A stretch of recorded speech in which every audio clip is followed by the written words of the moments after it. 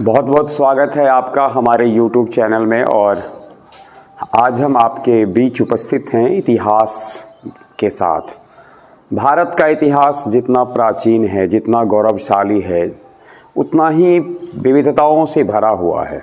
और इसे विविधता जो मिली है, प्राप्त हुई है, यह इसके भौगोलिक वितरण के साथ साथ इसमें जो शासन का दौर रहा और शासन जिन जिन का हुआ उसके कारण हुआ है।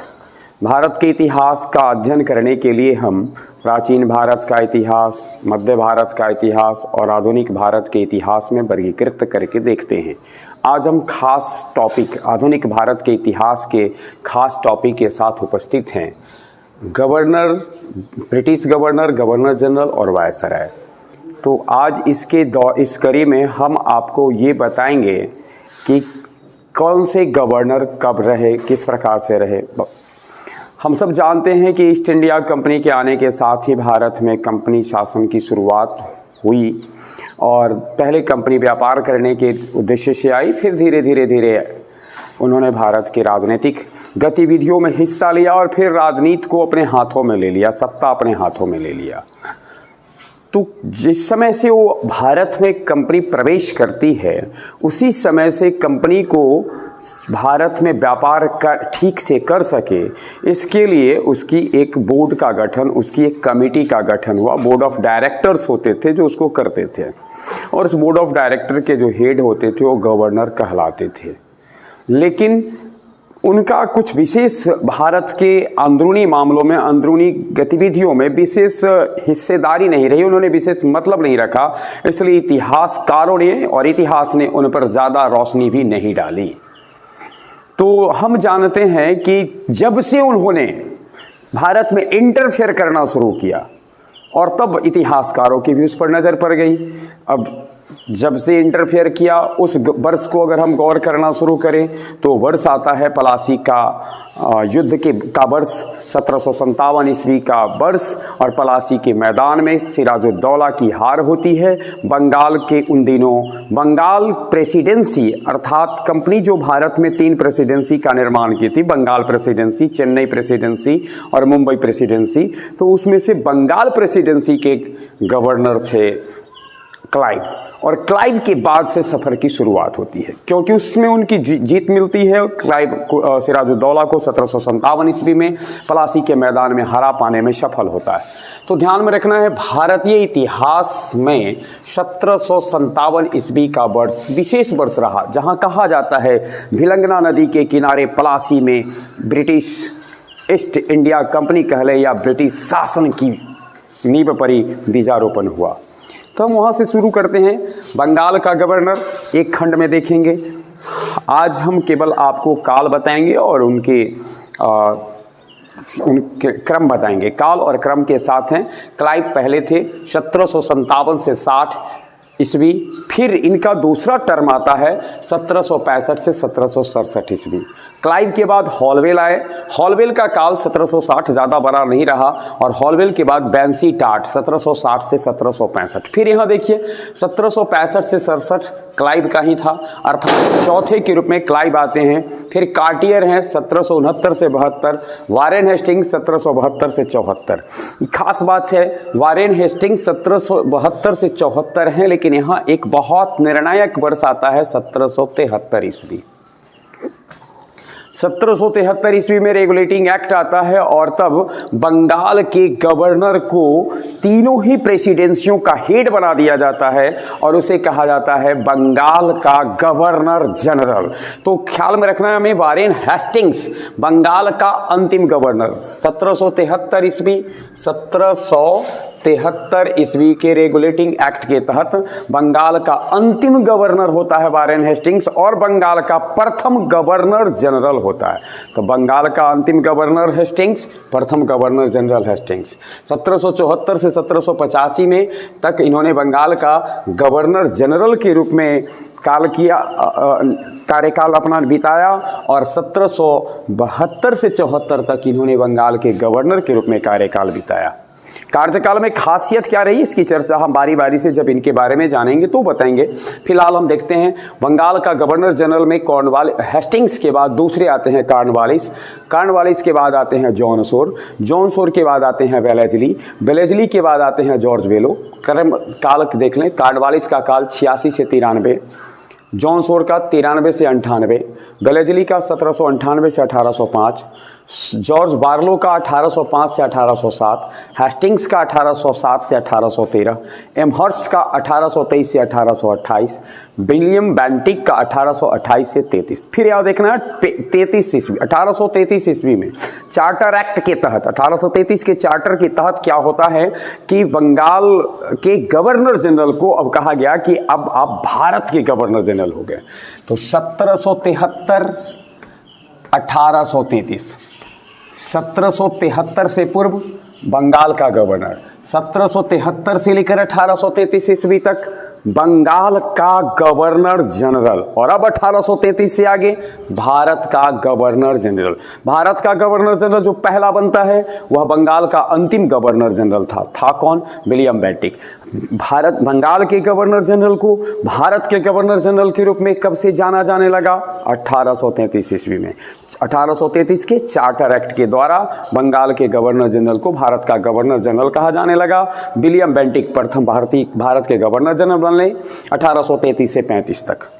चार्ल्स मैटकॉफ 1836 से 42 ईस्वी तक रहे और ये भी गवर्नर जनरल थे भारत का दूसरा।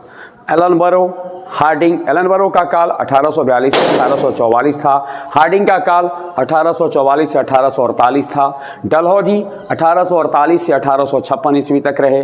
कैनिंग 1856 से 1858 ईस्वी तक भारत के गवर्नर जनरल है और अंतिम गवर्नर जनरल है। हम सब जानते हैं 1857 ईस्वी में सिपाही विद्रोह होता है, जिसे हम कई इतिहासकारों ने, खासकर वीर सावरकर ने इसे स्वतंत्रता का प्रथम संग्राम कहा, तो कई लोगों ने उसे कई अलग अलग नामों से नवाजा है।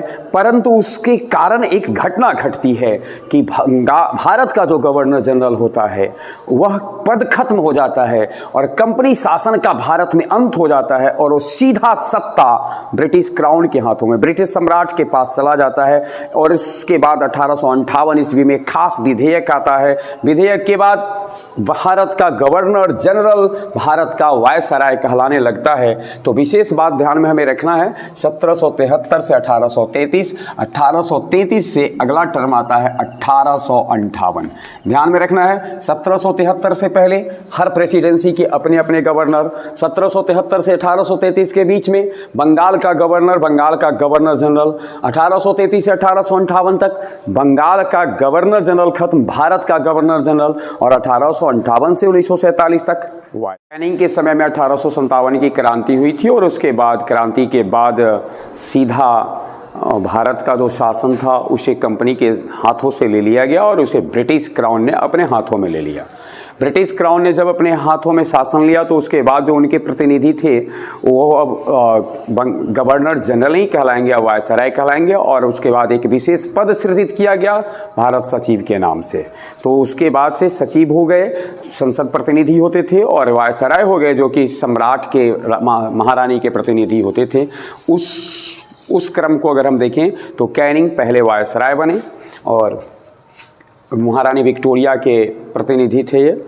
उसके बाद एल्गिन प्रथम, जॉन लॉरेंस, मेयो, नॉर्थब्रुक, इस प्रकार से हम देखेंगे तो कुल 18 वायसराय होते हैं, जिनमें से अंतिम भारत के थे, भारत के वायसराय थे, या आप गवर्नर जनरल भी कह सकते हैं, सी राजगोपालाचारी। 1948 से 1950 तक रहे, उसके बाद से ये पद खत्म हो गया।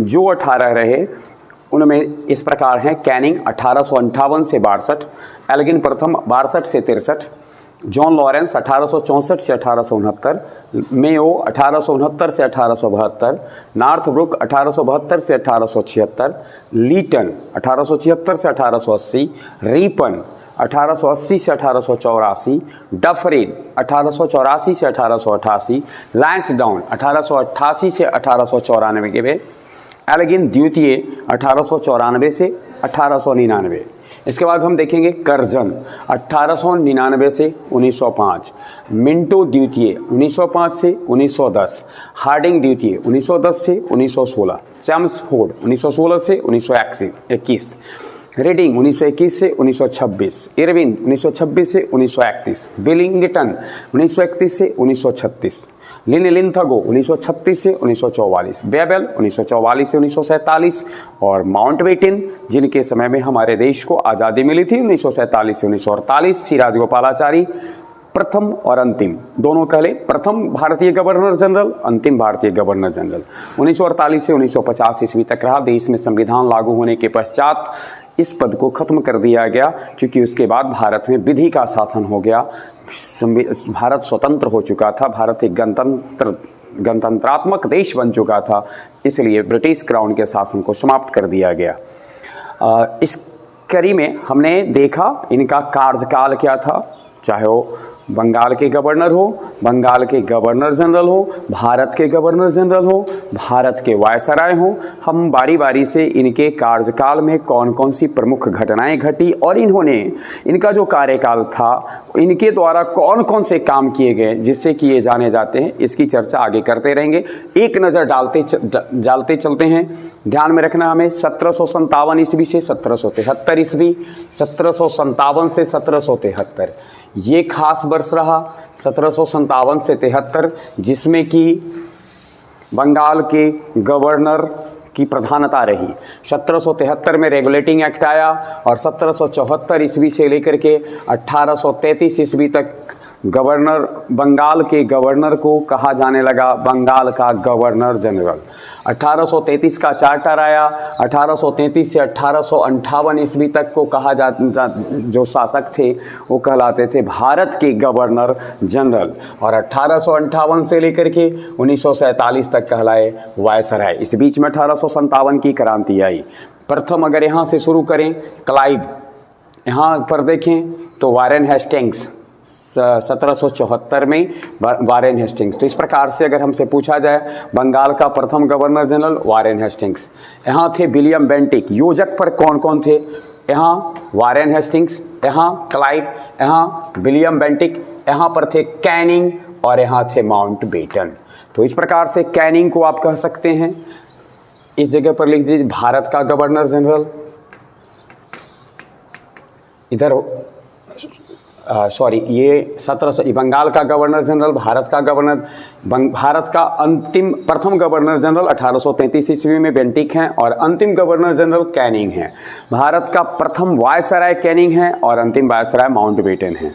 तो इस तरीके से ये एक छोटी सी कहानी थी भारत में ब्रिटिश कंपनी के जो नेतृत्व करने वाले थे, जो समय समय पर कभी बंगाल के गवर्नर, कभी बंगाल के गवर्नर जनरल, तो कभी भारत के गवर्नर जनरल, कभी भारत के वायसराय कहलाए। हम इनके द्वारा किए गए कार्यों और इनके कार्यकाल में हुई घटनाओं के साथ उपस्थित होते रहेंगे। बहुत बहुत धन्यवाद।